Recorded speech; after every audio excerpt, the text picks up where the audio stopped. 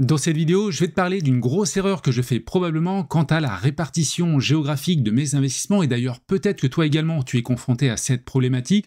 On va voir également si tu es trop concentré sur certains pays comme la France par exemple, est-ce que ce n'est pas un risque derrière vis-à-vis de la situation économique du pays, de la dette et de pas mal de choses. Et pour cela, en fait, j'ai analysé tous mes investissements. Tu sais, les investissements que je te partage chaque mois dans mon bilan mensuel. Donc on va les reprendre un à un, bien sûr du crowdfunding immobilier en passant par la bourse jusqu'à l'immobilier physique.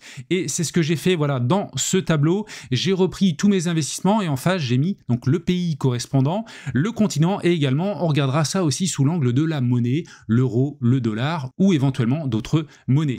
Donc concernant le crowdfunding immobilier, tu le sais, c'est ma plus grosse ligne aujourd'hui avec 187 000 euros. Mais écoute, tous mes investissements, quand j'ai regardé, sont tous basés en France. Alors j'ai eu par le passé un ou deux projets en Belgique, mais ça y est, ils sont clos. Donc aujourd'hui, tous mes investissements en cours, tous les projets voilà, de marchand de biens ou autres sont tous basés en France. Donc à ce niveau-là, il n'y a aucune diversification. Et c'est la même chose pour l'immobilier fractionné. Certes, là, c'est une ligne beaucoup plus faible, 500 euros. D'ailleurs, je vais réinvestir 500 euros sur un projet tantième prochainement.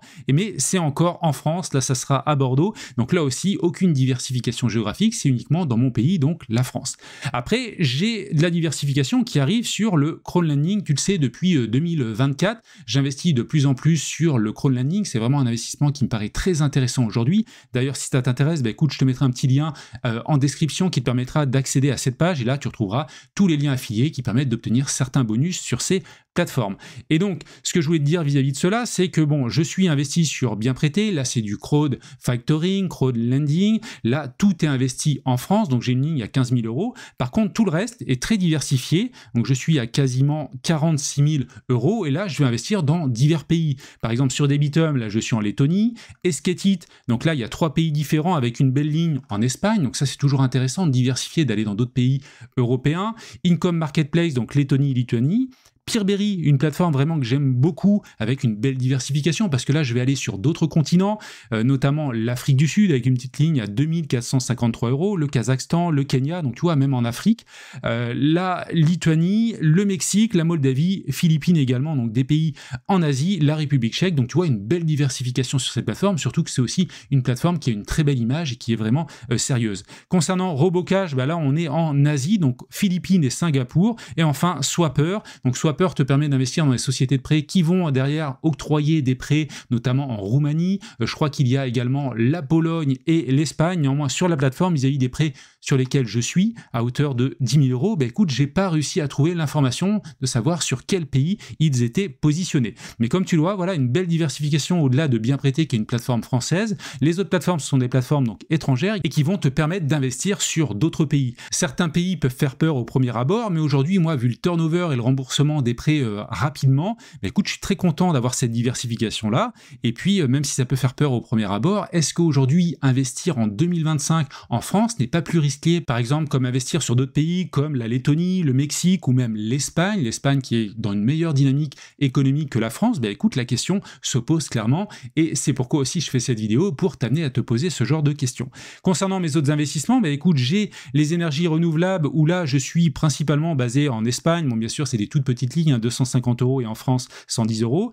Le crowdfunding agricole sur la plateforme Land Finance, là, c'est Lettonie et Lituanie. Là, j'investis sur des projets, sur des terres et également avec un collatéral, donc soit c'est le terrain, soit éventuellement c'est les équipements de l'agriculteur, le tracteur ou ce genre de choses. Côté bourse, là, je suis investi sur 3 plateformes différentes, une pour le PEA et également 2 CTO. Et là, je suis investi, moi, à 100% sur les États-Unis, avec un ETF, bien sûr, sur le S&P 500, mais également du stock picking sur les plus grosses actions américaines. Tu connais cela, hein, n'hésite pas à aller voir mon bilan mensuel, je détaille tout cela. Donc là, je suis investi donc en Amérique à hauteur de 42 000 euros et j'ai également donc un studio que je loue en location courte durée. Lui, il est positionné en France, à Bordeaux, et donc je suis encore, voilà, sur notre pays à hauteur de 67 000 euros. Donc voilà pour le détail, et maintenant donc on va regarder le cumul tout simplement.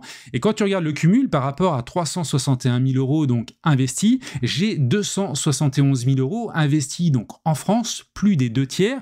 Et donc la question se pose clairement, est-ce que je suis pas trop exposé au pays donc qu'est la France? Je pense que cette affirmation est totalement vraie. Je suis trop exposé à la France et donc je vais essayer de diversifier mes investissements dans les prochains mois et notamment sur l'année 2025. Juste après, on retrouve les États-Unis. Donc là, c'est tous mes investissements investissements en bourse. L'Europe, donc c'est la ligne swapper où j'ai 10 000 €, je suis globalement réparti entre la Roumanie, la Pologne et l'Espagne. Et puis après, tu vois, donc on a la Moldavie à hauteur de 7 000 €, la Lettonie, l'Espagne, Singapour, les Philippines, la Lituanie. Donc tu vois, c'est des petites lignes. Bien entendu, je vais pas mettre 100 000 € sur un pays comme les Philippines, voilà, parce qu'il y a toujours du risque. On connaît pas obligatoirement le contexte économique et politique, voilà, du pays, mais d'avoir un petit peu de diversification et sachant, notamment, je te parlais tout à l'heure de la plateforme Peerberry, quand tu investis en crowdlending, tu as des retours très rapidement au bout de quelques mois. Donc ça, il y a pas mal de turnover et ça te permet de t'assurer qu'il y a les remboursements qui arrivent. Donc ça, c'est quand même un bon signal. Donc ça, c'est la répartition par pays et tu vois peut-être qu'il y a donc un problème. Le deuxième point, c'est de regarder par continent. Alors continent, là, ça s'accélère aussi un petit peu. Donc je suis à 305 000 € donc en Europe. Donc là, on est à plus des 3/4. J'ai également une partie en Amérique. Donc il y a la bourse et également une partie donc en crowdlending au Mexique. 9 000 € donc en Asie et l'Afrique, donc c'est l'Afrique du Sud et le Kenya. Donc là aussi, une grosse exposition à la zone euro. Est-ce qu'il n'y a pas un risque voilà, sur cette zone à l'avenir, surtout vu la situation, une population vieillissante en Europe, des pays qui ont peu de croissance? Donc c'est vraiment une question que je me pose et donc on va essayer d'y répondre juste après. Et enfin, j'ai fait une répartition donc en fonction de la monnaie. Donc tous mes investissements sont en euros, quasiment à 319 000 €. J'ai 42 000 €, donc ça c'est la ligne en bourse. Donc certes, je suis investi sur des actions américaines. D'ailleurs, on peut se poser la question également si je suis investi aux États-Unis, mais également ce sont des boîtes comme Nvidia, Microsoft ou autres qui vont faire un chiffre d'affaires voilà, sur la globalité du monde. Néanmoins, ça reste une boîte américaine, c'est pour ça que j'ai parlé uniquement des États-Unis dans cette vidéo. Et donc côté bourse, bah là encore, je suis quand même pas mal exposé en euros, c'est pour ça que j'ai mis euro-dollar, parce que certes, j'investis sur le S&P 500, mais au final, j'ai un ETF dans mon PEH chez Bourse Direct qui est investi dans un ETF à réplication synthétique, donc lui, il est en euros. Bien sûr, derrière, le sous-jacent, c'est le marché américain. J'ai également un investissement en euros sur Trade Republic avec un plan d'investissement programmé où j'investis 1 000 € chaque mois sur ce courtier. Si ça t'intéresse, d'ailleurs, je te mettrai un petit lien affilié en description à découvrir ce courtier qui est vraiment très intéressant. Mais je suis encore en euros parce que j'achète des actions non pas sur le marché américain directement, mais sur la bourse allemande, donc Xetra. Donc là aussi, même si c'est des actions au final américaines, le titre acheté, il est quand même en euros.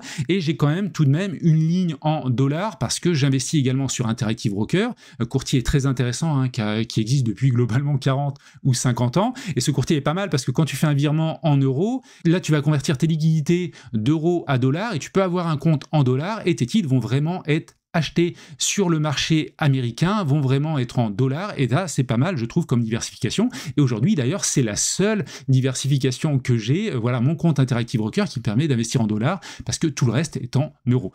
Donc voilà globalement ce que je voulais dire pour un petit peu dégrossir et présenter mes investissements, et la question donc je me pose, c'est que je trouve voilà, que je suis beaucoup trop exposé d'une part à la France et à l'Europe, d'où deux réflexions derrière. Je vais essayer de réduire un petit peu mes investissements en crowdfunding immobilier. De toutes les manières, je suis trop exposé à cette classe d'actifs. Donc je pense vis-à-vis de certains projets qui vont se rembourser, je vais réinvestir les liquidités sur le crowdlending. L'idée, c'est de passer globalement à 150 000 € plutôt que les 187 000 € sur l'année 2025. Et puis de monter globalement donc de 60 000 € aujourd'hui, 62 000 à 100 000 € en crowdlending, en diversifiant sur plusieurs plateformes, en y allant pas à pas et en testant.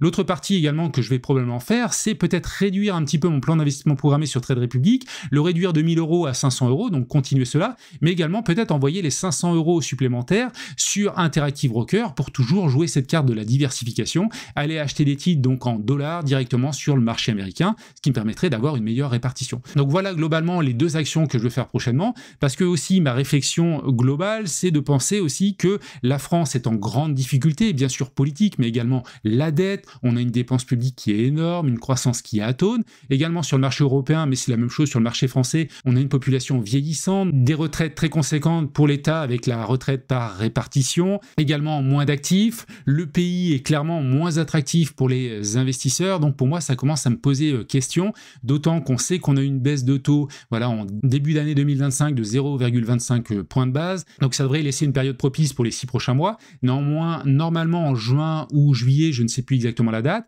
normalement les agences de notation américaines devraient baisser la note française, ce qui va faire, et beaucoup d'économistes le disent, que les taux vont réaugmenter à cause de la dette qui est vraiment énorme, hein. On est le pays qui a la dette la plus conséquente quasiment par rapport au PIB. On est également un pays qui a le plus de taxes, hein, diverses et variées, c'est justifié dans de nombreux rapports voilà, internationaux. Et donc clairement, pour moi, depuis quelques semaines, je vois que voilà, l'avenir me paraît quand même assez sombre en France. Et même si j'ai une belle expérience, je pense, dans l'analyse des projets de crowdfunding immobilier, je pense que je vais réduire la voilure, non pas vis-à-vis du type d'investissement, mais par rapport au marché qui est clairement morose aussi sur l'immobilier, parce que tu le sais, hein, généralement on dit, il y a un adage, quand l'immobilier va, tout va, mais aujourd'hui en France, l'immobilier va pas bien du tout. Donc l'idée, c'est d'amener cette diversification, d'aller sur d'autres classes d'actifs et d'aller donc sur d'autres pays. N'hésite pas à me dire en commentaire ce que tu en penses voilà, de cette réflexion sur la répartition géographique. N'hésite pas à me dire également ta propre répartition. Fais ce travail-là. Bien sûr, moi je le ferai voilà, peut-être une fois tous les 3 mois, une fois tous les 6 mois, mais je pense que c'est important de le faire. Est-ce que tu as également une répartition voilà, différente où tu te poses la question entre l'euro, le dollar ou d'autres monnaies? C'est important, ça m'intéresse vraiment d'avoir ton retour en commentaire. Et si tu veux aller plus loin, bah, écoute, je te propose 2 vidéos. Celle-ci, c'est un comparatif entre les 4 plateformes de crowdlending que je préfère. J'ai fait un comparatif détaillé sous forme de tableau en analysant voilà, tous les aspects de ces plateformes. Et cette vidéo-là, c'est tout simplement pour investir en bourse et potentiellement aller investir sur d'autres courtiers et investir dans d'autres monnaies. C'est un comparatif détaillé sur le CTO. Je compare toutes les offres, y compris celles d'Interactive Broker. Et donc, je te dis à tout de suite si tu cliques sur une de ces 2 vidéos.